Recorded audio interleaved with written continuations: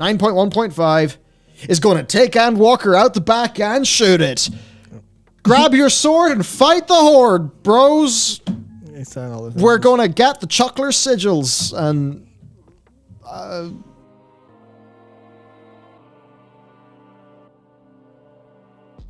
Other things then, there's the WoW development update post. Again, we just want to highlight that it's nice they keep on doing these, mostly on a weekly basis, because community interactions are good. When we get to the Diablo section of this stream, we can talk a little bit about that too, because they've done good communications there. So yes, basically just calling out that Hallow's End is coming soon. I'd love to see a big update to all of these events, to be honest. Yeah. I think it would really stand to the game. They're cool for their time, but I think are a little bit needing spicing up. So I'd love to see them spiced up. I mean, they're so nice and thematic. So show them some love, because especially, you show them some love and they'll stand to you for years. Anyway, also they have just a little bit more on the PTR, and then design changes for the classic season of Mastery. Not sure if we have it in the doc, but I think the level, the XP boost is up to 40% in beta now. Interesting. Yeah, that's so they might actually have just listened and decided it does need to be faster. Oh, yeah, we'll probably get to that here. So, yes, okay, we've got the Hearthstone Mercenaries thing. Again, it's called Hearthstone Heroes of Warcraft. It's always been surprising that they've not leveraged that connection more. So, basically, if you go in and complete the tutorial for the new Mercenaries mode, which... I mean, basically, it's kind of like you collect your mercenaries, and it's a deck building thing. So, you do actually get separate card packs for the mercenaries mode. So, I mean, that got people because it does feel a bit more monetized. A lot of people basically thinking the Battlegrounds didn't convert super well for money because it was like mostly cosmetics, whereas the monetization is actually tied into the gameplay progression of mercenaries. So, there's that. But you can get a pretty cute mount from it. So, whatever it is. That said, when you do turn Hearthstone on, watch out, because you're going to get a trillion pop-ups. It will utterly blast you with pop-ups. They're pretty wild for that. So yeah, there's that. Right. MDI regular season concludes. More Shadowlands updates, which you guys all know about. And there's also a Pandemic board game for Wrath of the Lich King. Probably pretty cool. Then there's currently Shadowlands. It is, oh wow, Pet Battle bonus and the Deep 6 PvP Brawl with Hallow's End. Hallow's End and Shadowlands Classic and TBC. Rithai Blizzard, which is a pretty neat one. Arathi, Michael. Whoops. Arathi, yes. And Mop Time Walking. Get it while it's hot, because, who knows, it's going to be half a year until it appears again. But the real thing to talk about, where is patch 9.1.5? It's on the PTR. That's the answer. There we go. Segment done. Job's good. No, so Noggy noticed this. This is pretty good. So PTR showing Legion time walking during December makes a late November release of 9.1.5 highly likely. What on God's green earth could be going on towards the end, as I look at a particular vinyl cutout on the table? What could be going on at the end of November? Oh, pray tell. No, I'll not start talking like a Riange. So yes, he says, PTR showing Legion time walking during December, which, yes, time walking December here. 7th, yeah. December 7th for Legion, for Legion time walking. It makes a late November release of 9.1.5 highly likely. This patch is taking way too long. After the expansion got cut down by a patch/raid, this does not bode well for 9.2/10.0 development. Yeah, you could also say it could bode okay because a cut has been made in the long sense, but absolutely short term, this does not feel good. And I think there's an inconvenient reality to talk about here. So, now, this is not the sort of thing that the dev team have chosen to make public. That's the first thing here.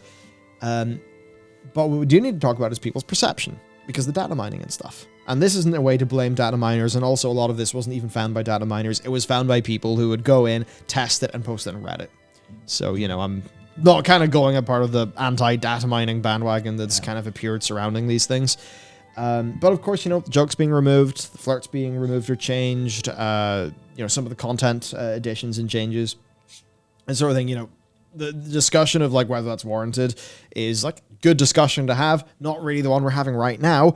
You could say though that for a lot of people, they will see, and this is regardless of the rightness or the wrongness of it, they will see a whole bunch of changes that are not pertinent to their gameplay experience. They will then see a patch that doesn't have any content other than Legion time walking, and the rest of the patch is all quality of life stuff that should have been there in 9.1.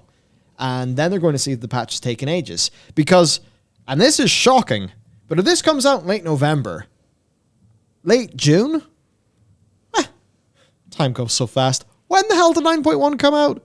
It was the end of July. End of June? No, sorry, it was the end of June, yeah. Yeah, it was the end of June. The end of June, sorry. It was the end of June. Fact check me. Was it the middle or end of June? It was Our marbles are gone. It was literally the last day of June. Oh, so it was, yeah. It was the last day of June, and I was laughing because I went, oh yes, you've just fit a lot of MAUs into Q2, you smart boys. So, 5 months? Is it going to hang the fuck me sideways? Yeah, it actually... So, you know what? Factually, I knew what Noggy was saying. It just hit me emotionally.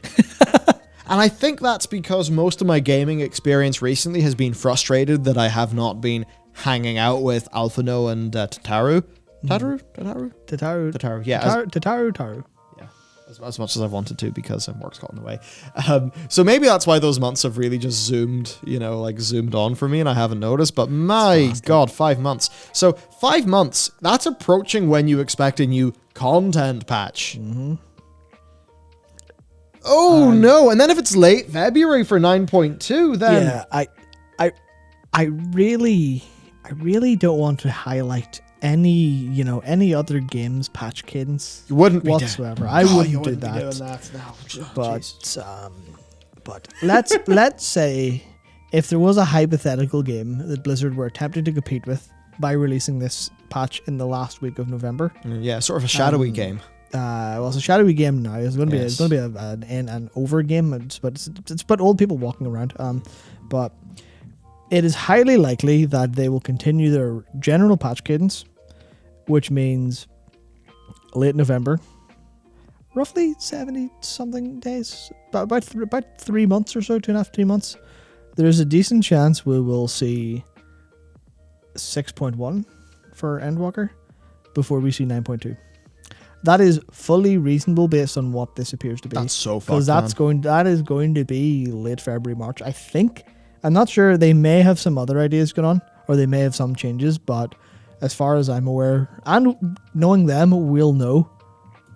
There's a chance 9.1.5 will just be out, and we'll know when 6.1's coming out. Can I look at the names of probably Shadowbringers not, to be patches in a safe way? Probably not, to be honest. With a very specific crop. Mm-hmm. Good, there are no spoilers. Right, so Shadowbringers comes out July the 2nd. Mm-hmm. Then it's October the 29th for 5.1. Yep. Then it's February 18th for 5.2. Mm-hmm. Then it's August 11th for 5.3. Mm-hmm. December the 8th for 5.4. So August, December, yeah, they're doing decently. Yeah. 5.5. Also, 5.3 was delayed substantially, I think. Gotcha. Due to the pandemic. Yeah, of course. Then, so 5.4 is December 8th, 2020. 5.5 is April 13th, 2021. Yep. And then, there is a bit of a content drought, but this is a content drought that is the size of waiting for patch to patch in World of Warcraft between patch and expansion, with 6.1, which basically contains a little, tiny bit of Stardew Valley, tiny bit of Animal Crossing, some player housing island. Yep. That's 6.1. It comes out in February. So, wait, when did Shadowlands come out? Shadowlands was the end of November 2020. It was this time. It was basically Endwalker minus 1 year. So they're kind of just going to ship, 2 patches and an expansion and a patch before Shadowlands gets to its point 2. Yeah, so that's a pretty scuffed schedule because of the COVID break in the middle. Yeah. Everything else has been pretty sound. And then there's, I can't remember who said it. But someone said, according to the usual cadence, 3rd week February is when 6.1 will likely be the case, which means we're going to likely see 6.1 before we see a 9.2 from World of Warcraft, which is really grim. And so if you look at this, and this is December 7th for Time Walking beginning. there's no way they are daft enough to include leveling changes and leveling updates, which is, kind of small. It's just Threads of Fate stuff where, you can level through Torghast, speeding up the bonus objectives, which I think actually sped up quite nicely. But, that's going to be... They'll drop it a week, basically. What I'm trying to say is they'll drop it a week or 2 weeks before time walking, because they have to, for that to make sense for players to come back and get rid of that stuff. I think so. Which means the 30th is a week after Endwalker. That's dumb. People playing Endwalker, they'll have a week of playing Endwalker and they'll still be playing it. Dropping it day on day, the 23rd, is complete insanity, because you're going 9.1.5 versus an expansion that's 1.5 times bigger than the previous expansion. I'm really just a shill, aren't I? Anyway, so the in this case, yeah. So yeah. So if it's 2 weeks before, that's day and date, which is going to work for it might have people not trying Endwalker because they go, well, new content, but that's going to be a small number of people. And then there's the last thing, which is Endwalker early access is the 19th. So dropping it on the 23rd is just hyper shooting themselves in the feet. Just kneecapping themselves effectively, because people will be already playing the early access. It will be in the peak of everyone going, holy shit, everyone play this, is great. Just looking at my watch here. Yeah. It's the 15th of October. It is, yes. Yeah, the right time to have launched this patch is probably like 1 or 2 weeks ago. Yeah. Also, the Mage Tower challenges haven't been tested in PTR yet. Yeah, they're not in PTR, which is why I think concerning. This is very... It's so hopeless feeling, just because if Mage Tower isn't on PTR, then either they're confident Mage Tower works and doesn't need tested. I'm not sure if they ever committed to testing it. I think they may have, but I don't remember for sure, so I'm not going to say. I believe they said a future build, but yeah, I'm not going to commit super hard to it. Yeah, so that... Oh my goodness. That means that they are likely having problems having Mage Tower work balance-wise, because otherwise they would give it to us if it worked, which means it mustn't work, which means there must be something going on that's stopping it. At least that's the way we expect. So that must be why they're pushing it back from their original intention, because now, this is kind of the problem when they show us information, because they showed us the on PTR, the Legion time walking was supposed to be the start of November, and I was like, okay. They did drop a note saying, don't take the number, don't take the thing in PTR, but obviously they do. They would do that, yeah. Yeah, of course. That I would hope that's implicit. I would absolutely hope that's implied. But it just feels like they are definitely in a patch that doesn't really have much in the way of content. Has some very good changes, absolutely, some good direction stuff.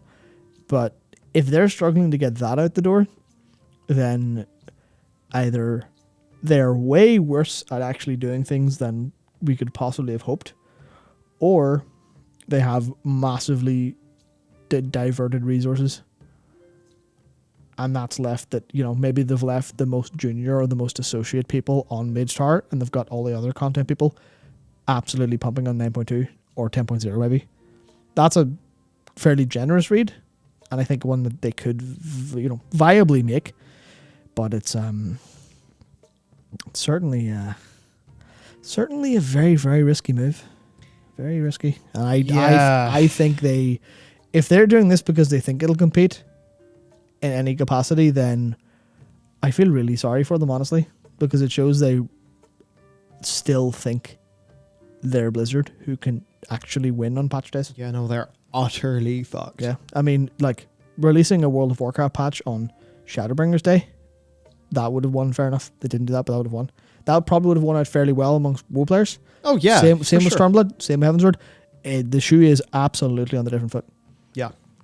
The shoe's on the other foot. And it's, honestly, just the whole situation is sad with Blizz, I want us to have, I don't say 2, because there's more MMOs, but in the case of these, I want us to have 2 fantastic MMOs where, think about this, we were all happy about the 77 days with Legion. Well, imagine if you're playing both of these games. You have Yoshi P and his crew just smashing it on their patch cadence.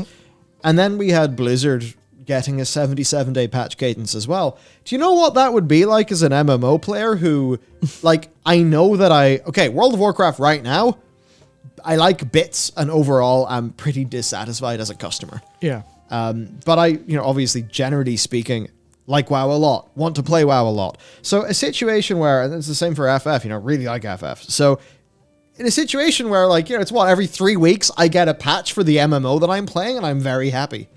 Like, how fucking incredible would that be? It would be absolutely fantastic. So that's why I really do want Blizzard to turn it around, because as an MMO player, just imagine how fucking incredible the world would be when it's great WoW patch, great FF patch, great WoW patch. I mean, that's sort of a world where they decide not to compete with each other so that customers can have a good experience. Yeah. I could never see FF trying to compete with WoW, but Blizzard say they don't do it. They do it. They always time their releases to compete when they can. Yeah, I mean, I hope that the collective consciousness of gamers, of gaming industry, never forgets the day that, to be fair, it didn't really have a chance anyway, but the day that Overwatch killed Battleborn in one swoop. That was so... Battleborn, you're releasing? Here's beta. Everyone can jump in, and just... Randy must have had a bad day that day. I'd say that for sure. Like. Yeah. Yeah, but you would have needed a magic trick to get out of that one. Oh, dear. Yeah, Caliborn says, why don't you mix it up then? WoW, FF14 go. Yeah, totally. No, like right now, my mixing up is mostly FF. Tiny bit of New World. It's really hard because I know I really want to progress in FF, which has made New World basically grind to a halt. And then, ESO, I definitely do want to pop into and probably give it a shot because people say great things. Yeah, so, and here, just one, I don't want to harp on too hard, but if you're trying to go between WoW and FF, one of those games philosophically at its core, the developers want you to play other games and are openly saying that. The other seems to rely on retention methods to stop you from doing that. Yes. That's what it seems like. WoW definitely nags you more than most games. Yep. And then the other thing, it was, oh dear, when was this interview from? I don't recommend being a YouTuber working at a desk all day. I was actually at my physio, and he was going around all of the muscles up here. And each one, he was like, tight as fuck, tight as fuck, tight as fuck, extremely tight, tight as fuck. So if you see me, basically every nerve up here that can be impinged is impinged. It's awesome. But, oh man, I forget the interview. It was Yoshi P talking about planning, though. Did you know that 5.3 was basically fully planned out before 5.0 launched? Yes. And, I remember the thing with Blizzard where they were like, oh, people like Denathrius, so we're going to keep him around. And I'm just thinking, do you not have your story planned out beyond that? Hello? And I'm sure they do in broad strokes, but it was just interesting where it seems like with FF, they are far more prone to big, grand, ambitious plans in the sort of like big, risky bet for a patch. And they're more just like, here's the average of what we can do, so we'll just get a little better each time and actually plan something that we can plan and produce well. And maybe that's why they, they've just been able to consistently keep on ticking with their content. Whereas, of course, Blizzard is completely all over the place with their patch cadence these days. Yeah, so one of the things about that is definitely them going on trying to be a Final Fantasy game. Which is a story-driven MMO. That's what they were. They're like, okay, we're going to be a story-driven RPG MMO. That's what we're going to do. So they have writing at the core, but they have writing at the heart of it. That basically informs so much of it. But I think it was definitely from a written interview from it might have been IGN, might have been Fanbyte. I can't remember. But what was it they said? Yeah, 5.3 and the details of it were hammered out in a script retreat that Yoshi P, Ishikawa, and it's not Panryoda because that's another guy. I can't remember his name. But basically Yoshi P and the two MSQ writers just go on a script retreat before Shadowbringers launches. They've got most of Shadowbringers sorted out, and then they go, right, let's go figure out where did they go? No idea. Didn't say. I'd like to know that. We should probably go on a script retreat. We almost certainly should. Think about how many WoW scripts. I mean, like, okay, Jared has got like 5 weeks of WoW scripts. Like we did some serious awesome planning out of things. I wonder. Yeah, interesting. But anyway, right. Point is, I just have to wonder, is Blizzard like, do a patch, see how it goes while you're putting down the basis of the next patch, but then kind of modify that based on PTR, based on how the previous patch went. And I have to wonder, is it going to be the more, is a bit more, well, is it the better thing to just kind of tone down your ambition, but don't bother doing PTR. Because I have to imagine for PTR, like, that's a build they've got to push to PTR. That's development notes they have to write for PTR. That's player feedback they have to write, read and take into account for PTR. I just have to wonder, would there be a lot more clarity? Basically a lot, no noise or signal. Just, go into your development hole for however long it takes, get the thing made, throw it out there, and, hopefully it's good. Which does seem to be a lot more how they do things in FF land, whereas, I know the Blizzard, just the way they do things with their betas and stuff, and actually we'll get into this when we talk about Mr. Scripe and some of his suggestions, which I think a fair few of them, including one in PTR, do definitely line up with things we've been saying for a while, so it'll be fun to talk about. But I just have to wonder, is that... it's like the degree of development openness isn't always met with like communication openness, and there are some standoffish things that happen with devs on the old Twitter.com, which a few people have asked me to talk about one thing in particular. I don't want to because I don't want to paint targets in people's backs, but it was just an example of like, well, I actually do understand what you're saying here. Fair enough, but also that is a terrible, terrible, terrible look, associated with your work and given all of the context. So, not how you want to be perceived by people. Oh God, please, this makes it harder for everyone. And it's just maybe if none of that noise was needed, and there was no PTR, I just have to wonder. So anyway, there you go. Yep. There is they said last week that Mage Tower testing is coming soon, says Michael Davidson. Cheers, Michael. Yeah, cheers. Yeah, right. So, decent chance, 9.1.5, is going to take Andwalker out the back and shoot it. Grab your sword and fight the horde, bros. We're going to get the Chuckler sigils and save reality. In the name of the first ones, for Bastion, for the Shadowlands. Except you're not, because there's no new story content in 9.15. Illidan's cool. Yeah, God almighty. I will clarify one thing. When I said Banri Oda, and then I didn't believe myself, it's actually because I was thinking, I thought I got confused with Eiichiro Oda, who's the writer for One Piece. So that's why I got confused. Thanks for putting that in the chat. Yes, it's Banri Oda and Natsuko Ishikawa are the two main scenario quest writers. There's also Michael Koji Fox, who's involved in lead world and lore creation. He's one hell of a dude. Anyway, cool dude indeed.